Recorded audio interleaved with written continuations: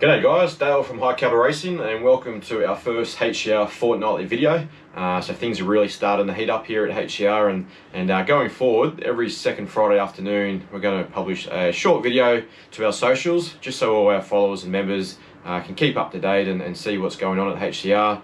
We'll digress into our past. The last few weeks we'll go into our runners there and we'll check their results up and we'll see how they've stacked up, and then we'll look into our upcoming runners and we'll look at their chances going forward.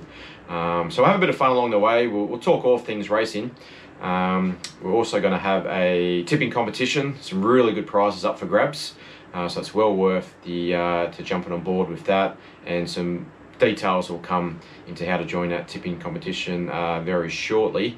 We'll also digress on our latest acquisitions to the stable, so we'll go into a bit more detail there and we'll get the trainers and bloodstock agents on board and they can kind of run you through why we've purchased this particular thoroughbred and what target races we've got in mind and down the track. So for all our followers and members, an opportunity to get involved in the ownership there.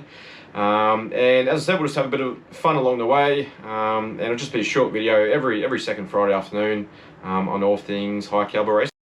Okay, so let's get right into it. Last Saturday we had stable favourite Bedford Square salute at Eagle Farm. I won't say frustrating runner, but yeah, she's been knocking on the door for a long time. She did win a couple of starts ago, but she's had plenty of flashing red light runs, and that's just her pattern. She's a get back run on horse, and you're going to lose more than you win when you have that style of a thoroughbred. So it was really good for the ownership group to knock that Saturday Metro win off for them. Not only did she win, but she won in dominant fashion, and I think the pennies definitely dropped. A mare in form, and I think she'll string a few together now. So huge shout out to Benny Thompson. He absolutely gave it a peach. She's got a habit of missing the start and she just has to make 10-12 lengths up, and you just can't do that at that grade of level.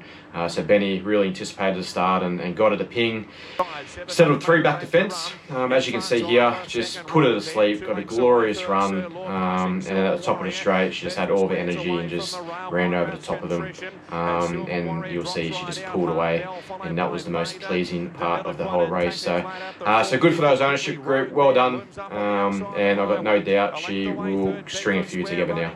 Down the outside of Sir Lord and further back to Contrition. Rogue Bear, the outside of Iowa. Here comes Bedford Square running home well, and they're well clear from Sir Lord. Further back to Contrition, but out wide, Bedford Square has ranged up and taken over. Iowa the inside, dying on the run as Rogue Bear, but Bedford Square's in front, coming right away, and Bedford Square's one from Iowa. Rogue Bear followed for the back by Hard Bear. Next up we had Big Johnny Rambo. So Johnny Rambo is a bit of a crowd favourite amongst the punters. How we got involved in him was we're actually out at the trials looking over one of our other runners, and this big gangly thing just kind of, didn't really know too much about the caper, sat back and just loved how he put his head down and just charged through the field, and I thought there's something special here. So we actually were able to get a stake in the horse, a small stake in the horse. And yeah, he's had 8 starts now for 3 wins, and he's contested some good races. It hasn't lived up to that, but yeah, it's just maybe a little bit early in the piece. He does a lot of things wrong. He's brilliant on his day, but he can also be a bit of a billy goat on another day. So when he strings it all together, yeah, there's definitely a couple of nice big feature race wins for him. So yeah, it's good to knock off his 3rd win, second this preparation, and again, the owners are definitely in for a ride with the big Johnny Rambo. And John Rambo's one from a photo. Okay, our 3rd winner of the week was Who Ordered the Fish.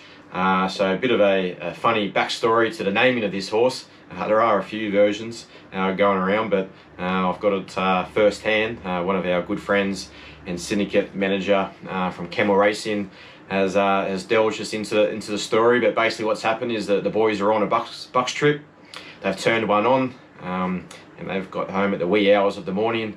But they all made a pact to meet for breakfast in the motel lobby. And anyway, the story goes that one of the boys has ordered some barramundi at 8 o'clock in the morning, and the waitress has come around and he kind of plonked it in front of one of the other boys, and he's kind of yelled out, "Who's ordered the effing fish?" and the boys were in absolute stitches. So, yep, Barramundi 8 o'clock in the morning after probably having an hour's sleep. Yeah, that is a funny story, and that's how the name come of Who Ordered the Fish. So, a bit of a personal one for the boys, but they took a big chunk in this horse, and it's given him an absolute ride. He was dominant here, as you'll see. We think he's going to get over a bit of ground. His mum contested the Queensland Derby and the Queensland Oaks. So we think this guy is going to be more effective over the mile to 2,000. So for him to do this over a short trip was pretty impressive, and has got us excited. It is only a Warwick maiden, but the way he savaged the line and pulled away from him, he's green as grass, as you'll see, but he pulled away. The further the race goes, the more he wins by.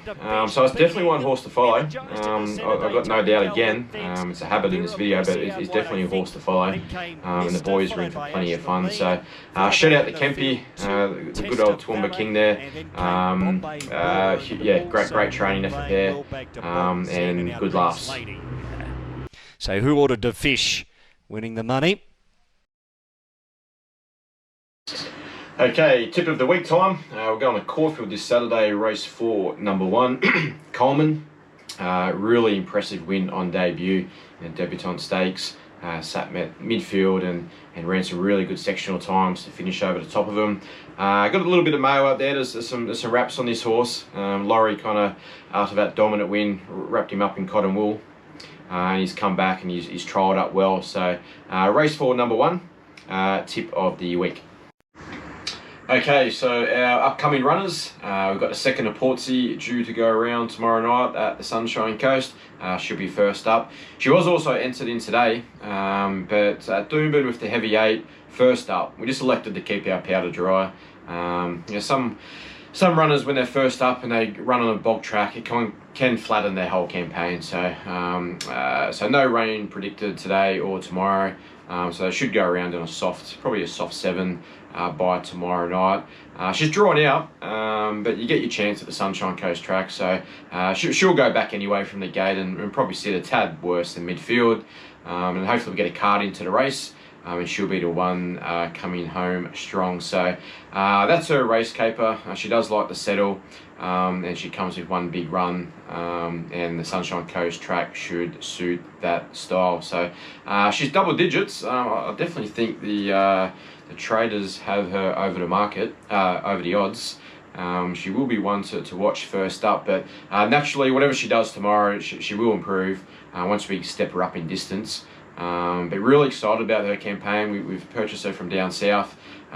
She had a couple of starts for us already, but she's drawn out and had to go back to last. And again, there's some flashing red lights. She stormed home in a few of those races. So we think she'll win a couple of Saturday races for us this campaign. So we've got wraps on her, and that kicks off tomorrow night. Then we've got Motion Legend on Saturday at Eagle Farm. Saturday's not his race. Again, he's first up, and we've got this is just a stepping stone.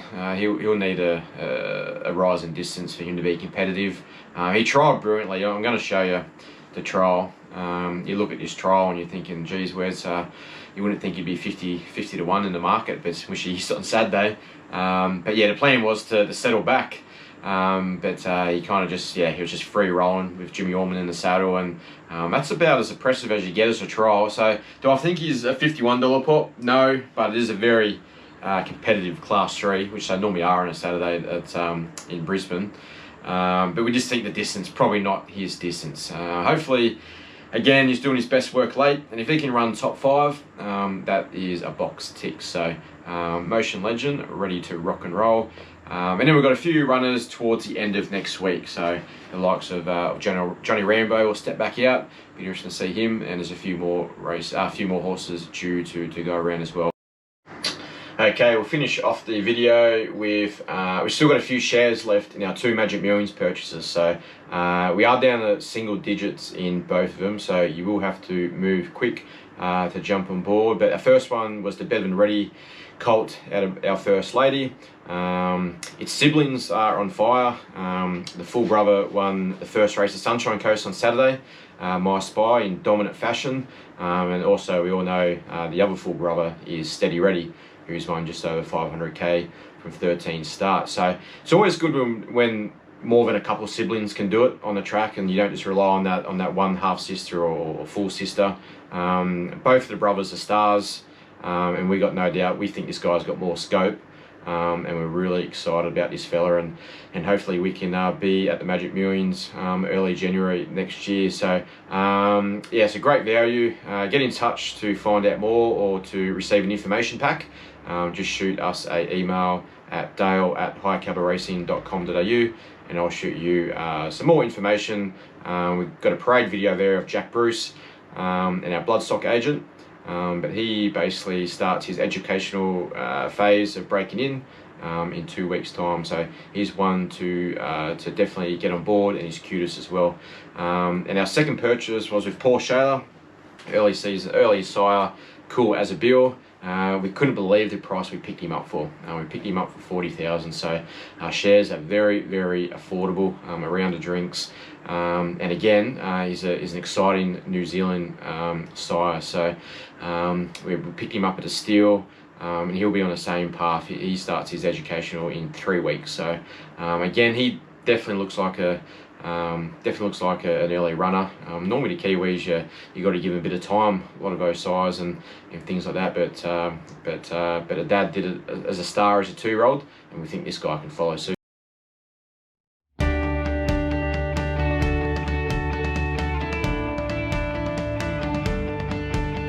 Good afternoon, welcome to Magic Millions 2024, and we're on the board with lot number 14, a Better Than Ready, our First Lady colt. Lovely, sharp, racy colt. He's exactly the sort of horse I'm looking to buy at the Magic Millions. Magic Millions eligible, cutest eligible, sharp, racy, great mover, super athletic, and I'm really lucky to be able to have secured him for such a good price. So looking forward to seeing what he does. He's going to go and get broken in now, and he won't be far away from coming into my stables, and we'll plot a path and get back to the race next year.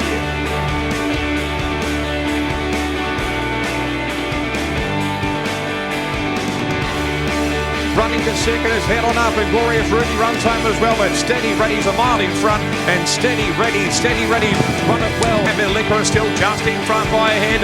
Steady Ready is coming back the inside there, clear from Devastating. Inside, Steady Ready taking over late, he's won. Steady Ready by a half.